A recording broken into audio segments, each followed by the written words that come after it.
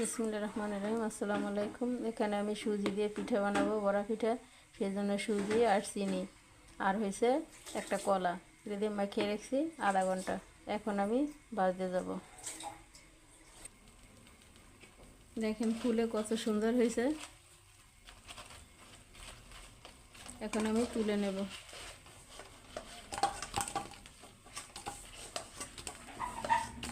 এই যে দেখেন কত সুন্দর হয়েছে সুজির পিঠা, বলার বাইরে, বিশ্বাস করার মতো না। এখন আমি তুলে নেব সবগুলো।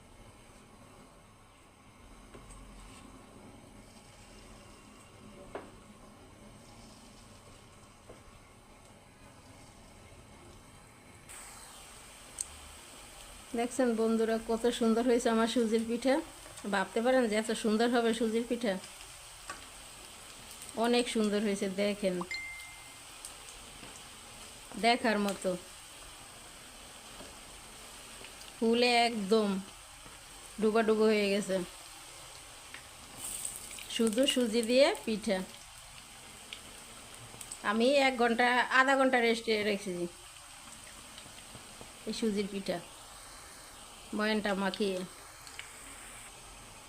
দেখেন একটা পিঠা ভেঙে দেখাই কত সুন্দর ভিতরটা, দেখছেন?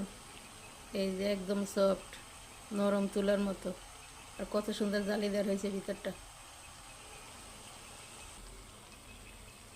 এখন আমি সবগুলোকে তুলে নেব।